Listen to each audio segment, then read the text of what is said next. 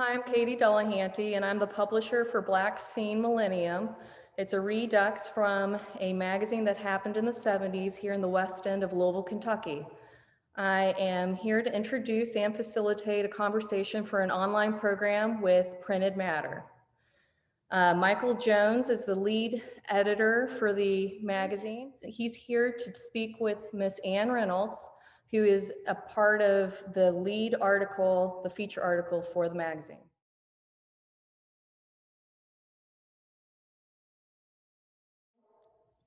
Okay, well, I used to be the staff writer for the Leo Weekly, which is the alternative weekly in Louisville.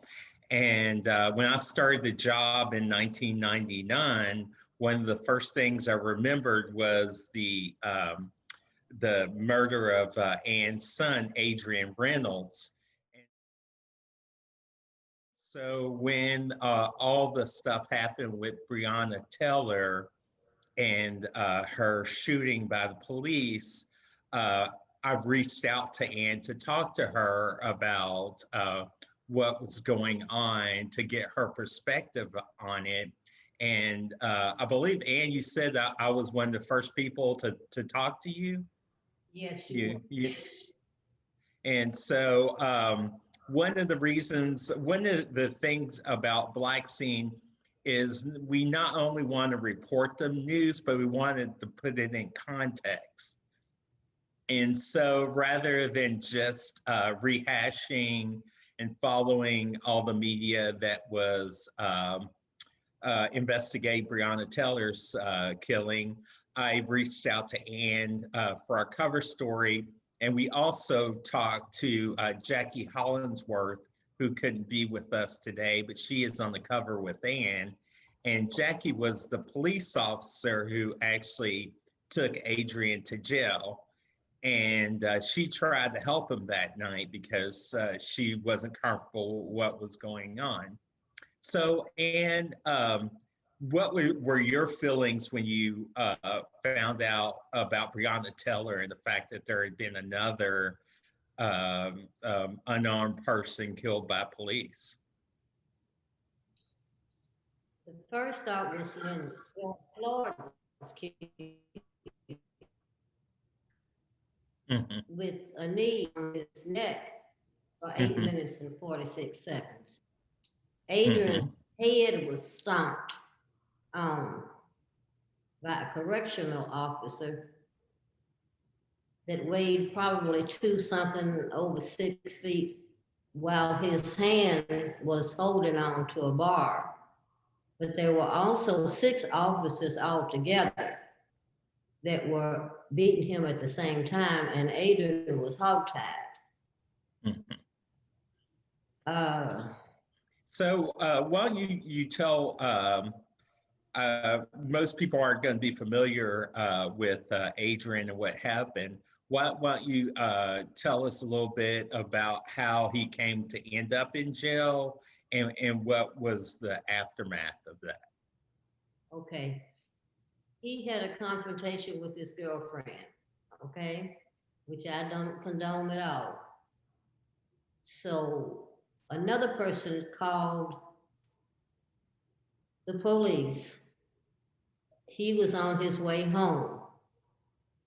When he got in front of the Filson Club at 3rd and Armsby is when Matthew Carter stopped him and beat him real bad and with a flashlight, breaking his nose and abrasions on his forehead.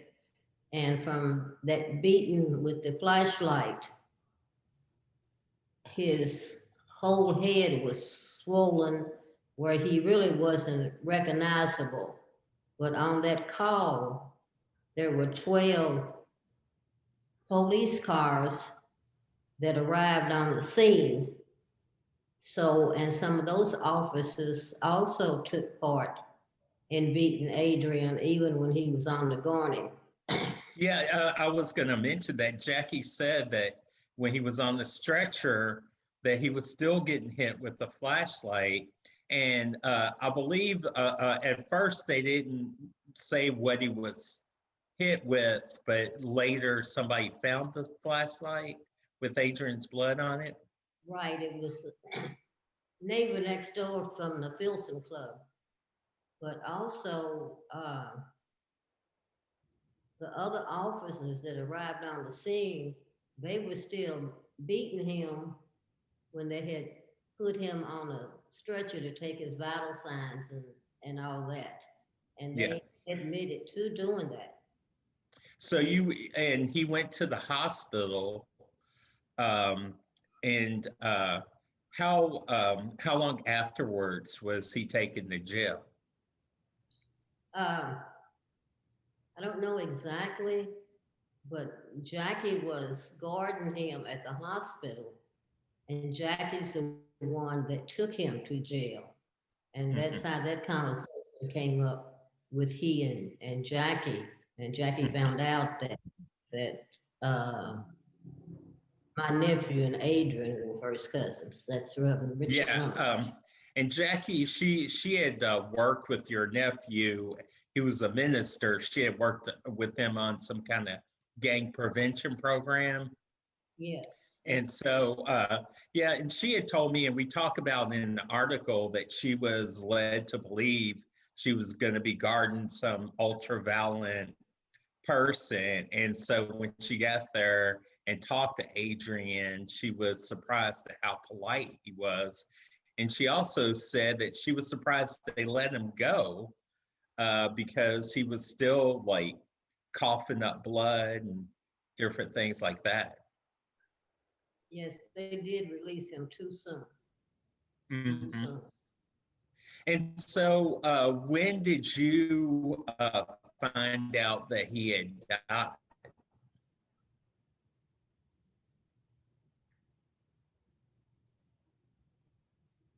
About 3:00 on the morning of, actually he passed on January the 6th, a couple of moments before midnight. Mm-hmm. And I didn't know until about 3 a.m., which would have been on the 7th, when my brother called. Evidently, they found my brother's phone number in Adrian's wallet. And my brother called to tell me that Adrian was critical. And that didn't make any sense to me because I had just talked to him around 8:00 that morning of the 6th. And he was still in the hospital then? No, he was in jail then. Oh, okay. And by that time, because I was just furious with him, so I took my time about going to see him. I didn't go until several days. And when I saw him, all the swelling had gone down and he looked his normal self. Mm-hmm. And was upbeat about what he was going to do when he got out from the information that Jackie had given him. Yeah, she told him how to prepare internal affairs investigation. Right. And things like that. So do you think that what happened at his arrest had anything to do with the corrections officers going after him? Yes, I do. Yes, yes.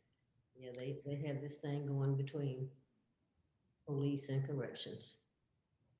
So what happened afterwards? I know there was an investigation that only one corrections officer was charged. Right. Out of 6 officers, only one was charged. The other 5 charges were dismissed. There was so much publicity, which the defense attorney presented, which totaled 2.5 hours of television time. And that's why the venue was moved to Lexington for the first trial, which didn't happen until 2 years later because they had to clear their back dockets. And that was a hung jury. The second trial was another 2 years later, because they were building a new courthouse in Lexington, and that trial was not guilty. Mhm. That was 4 years later. Right. And Adrian's case, it got national attention too. And there was, did Gregory and some other people come here to support you? Dick Gregory was here because Reverend Louis Buster Coleman called him. Mhm. Dick tried to get here that day. It would have been the 7th. Mhm. He couldn't get a flight out, but he was here the next day, and we held a protest at the Hall of Justice. Mhm. And so I always have known you as a community activist. You've been involved in so many different projects, and I know you've done work with the Kentucky Alliance Against Racism and Political Oppression. Were you that active before Adrian's died, or is that something that came out of that? That was something that came out of that. I was active in other things, mainly preservation, for years. Back to Dick Gregory coming, Okay. after Louis called him, there were other persons that also came for Adrian and those that were killed after Adrian by police, Mhm. which was several. Uh, just Yeah, I know Michael Newby was one yeah, that also caused the big stir. yeah, but before Michael, there was James Taylor, Mhm. 3 more or more after James Taylor, and Michael Newby's case wasn't until sometimes later. And I didn't initiate the Michael Newby network, but along with, I have to mention Ann Braden, Mhm. was very instrumental in making sure the protests went on and on and on, from Mhm. writing articles in the Courier Journal or whatever she could do. And Ann Braden, for people who don't know, was a famous activist in Louisville. She was tried once for sedition. She was a white woman who had bought a house for African American family in Cheveley, which was segregated then. And she was involved in civil rights activity for most of her life. Yes. And I also like to mention that in Reverend Martin Luther King's letter from the Birmingham jail, Mhm. in that letter, he mentions Ann Braden. Oh, yes, I knew that. Right. And I also saw a picture of her and Rosa Parks at the Braden Center, which used to be her home. Yeah, that was made in Ann's home on Virginia Mhm. Avenue. Yeah, okay. Mhm. So the Michael Newby Network, tell us a little bit about that. Michael Newby was killed by Officer Madeline. And Wasn't he one of the officers involved in Breonna Taylor? you know, when I said Madeline, it clicked. Mhm. No, that's not the same one. Okay, it's That's just. not the same Madeline. If I'm remembering correctly. Okay. And Michael was running away and he was shot in the back at Longworth and Market Streets. So along with Ann Braden and the rest of the activists and people from the Alliance, we all formed the Michael Newby Network together to fight for Michael. Okay, and so what kind of things would you do? Well, we had protests for Michael, just like we did for Adrian and all the others that were murdered by LPD. So it just kept, it was something that was just constantly going on here. And also, you mentioning about Dick Gregory coming, because he and Buster were friends, but also after Adrian and the other killings, Jesse Jackson came, Al Sharpton came, Joe Madison came, and we were always protesting at the Louisville Police Department and in Memorial Park, 4th in Kentucky. So so much was happening, something was just constantly going on, protesting. And were you involved in the push to try and get a civilian police, a review board, a civilian review board for the police? Yeah, not the original one, because one had been tried before my time. But Okay. during my time, they tried to get another one called CAPA, Citizens Against Police Abuse. And so they still don't have any. They have some kind of review board now, but I don't know if it's gonna work. But hopefully it will. Why do you think the city is so resistant to change?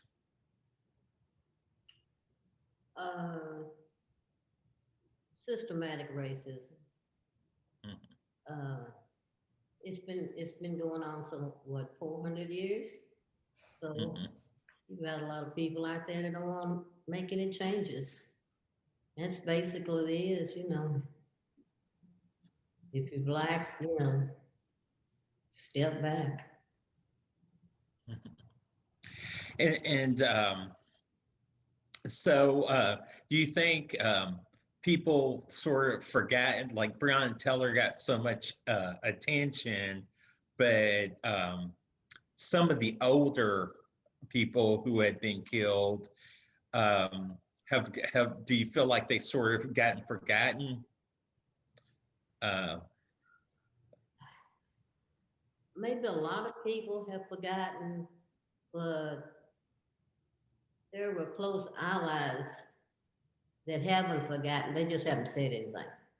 Mm-hmm.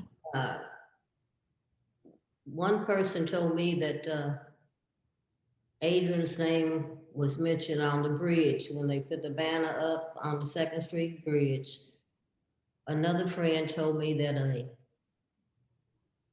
church gathering in Central Park, and they read off a list of names, but they didn't mention Adrian. So she said Adrian's name, and that's it. Mm-hmm. So what would you like to come out of all the attention that the Louisville Police Department and its methods are getting now? Well, so much stuff has come out even as yesterday. You know, it's like the grand jury report is like a shambles. So I'm hoping something will come out of it, but I wouldn't put my money on it. Yeah. Well, thank you very much for being part of this. And that's one of the things that we're trying to do with the Black scene is sort of look back and look at root causes. The original Black scene was out in 1973 to 76, and it was founded by Reverend Leo Lesser. Did you know Reverend Lesser? I knew of it, but I didn't know. Okay. Do you look at the original magazine? I still have a couple of copies somewhere. But I don't know where they are, but I'll find them. Yeah. So Lesser, he ran for mayor of Louisville in 1972 against Harvey Sloan, and he felt like the media didn't take his issues seriously. This was after the 1968 riots that followed Dr. Martin Luther King Jr.'s death. We had urban renewal, white flight from the city, and he wanted to talk to all these issues, but all the media wanted to talk about was whether he was going to take Black votes from the two white candidates, and if it was going to help Harvey Sloan, who eventually was the winner of it.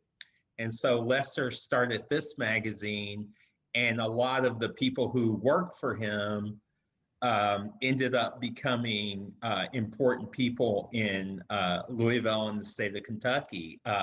One of the other stories in the magazine's interview with Eleanor Jordan, who became a state representative, and she was also the head of the Cabinet for Women and Families here in Kentucky, and she had been the managing editor.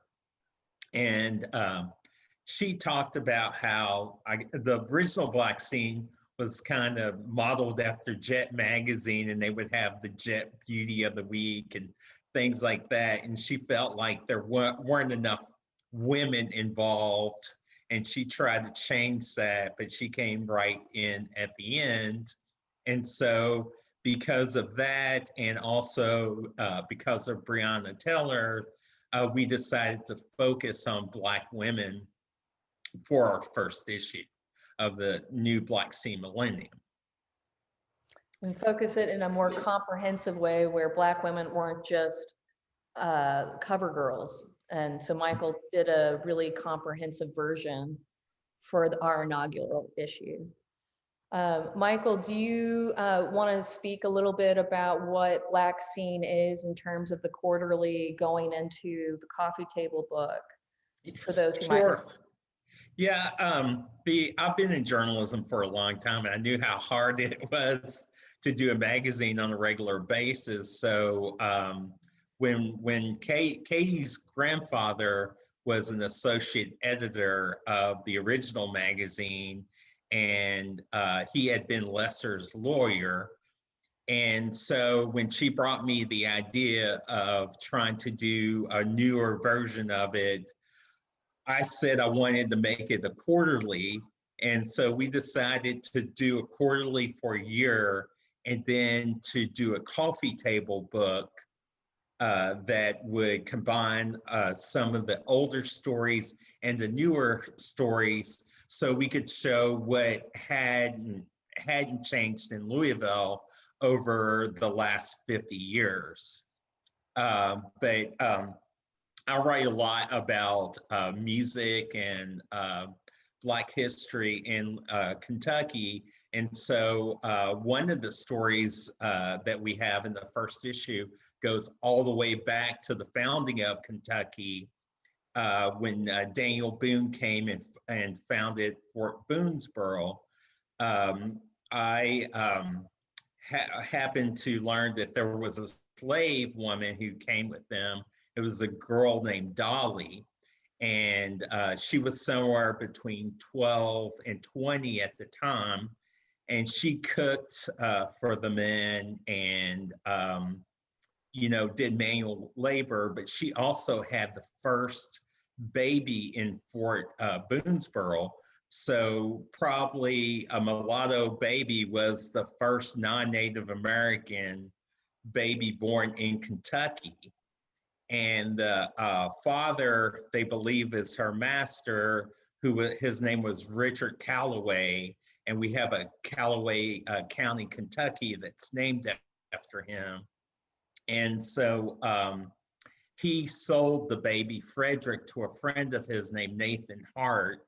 And so Frederick ended up fighting in the War of 1812, and eventually he brought his own freedom and that of his wife, and they moved to Ohio, and he had a son named Henry Hart, who ended up being a noted composer and violinist, and he led the most popular band in Indianapolis for a while. And the story came to my attention because one of my friends is a descendant of the Calloway family. So she was doing she knew that her relatives had been original settlers in Kentucky, and she went to Fort Boonesboro and she found mentions of her ancestors, but she also learned a story about Dolly, and she was so taken aback by it that she actually tracked down Dolly's descendants. And she and I are working on a museum exhibit that's going to be at Roots 101. It's an African American Heritage Museum in Louisville. And so, but I wanted to put it in the magazine to kind of get at some of these root causes for racism in Kentucky. We call the story The Forgotten Founder. And we also have one of our former Metro Council women, Sherry Bryant Hamilton, wrote an article about her mother, who was an activist, and she was part of a group, Ruth Booker Bryant. She was part of a group that was called the Black Six. And in '68, when the riots happened, they were accused of starting the riots and trying to blow up some chemical plants in Louisville. And Katy's grandfather got them off. And Ruth was also part of Lester's campaign and helped out. So we're trying to combine journalism and history and art. We have a lot of art from the original. We followed the template of the original magazine, and when we have our launch later this week, we're going to have the covers from the old magazine and some contemporary art too. Yeah, and it's the same size as the old ones.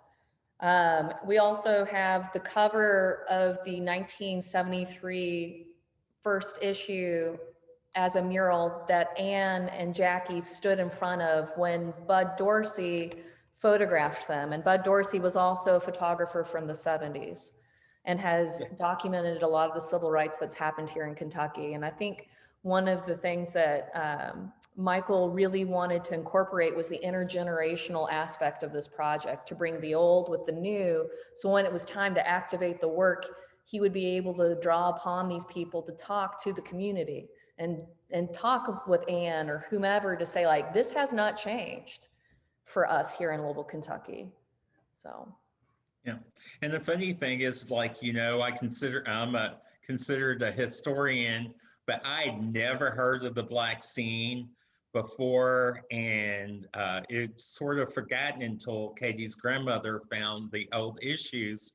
But since we started this project, all these people are coming out of the woodwork and saying, I wrote for it, or I remember this, I got some copies in our basement. And so it has been a coming together of people across generations that are tying the civil rights movement to what's going on today. And we're going to be launching this on October 9th at the Roots 101 African American Heritage Museum. So we're happy to be here with Printed Matter to do this online programming so that we can draw some attention to Ann Reynolds' son, Adrian, as well as trying to promote this collectible item, Black Scene Millennium. Well, Michael, you've done an amazing job in bringing all these activists and all of these journalists together. Is there any last words you want to say to the public? Just check out our website, which is www.blackscene.org, and I hope you can keep reading. All right, thank you, everybody. Thank you, Ann. You're welcome. Can I say something real quick? Of course. Sure. You mentioned Bud Dorsey. In Bud's book, there's a picture of Adrian's battered face when Jesse Jackson was here, and there's a young girl standing right next to it. And we don't know who that little girl was or is. And Bud asked me not too long ago, and I don't have a clue. So if anybody has Bud's book and you see that picture and you know who that little girl was, please let Bud know. And that's Available Light by Bud Dorsey. Thank you. Help us find her and collect our magazine too. Okay. Thank you, everybody. Bye-bye. Bye.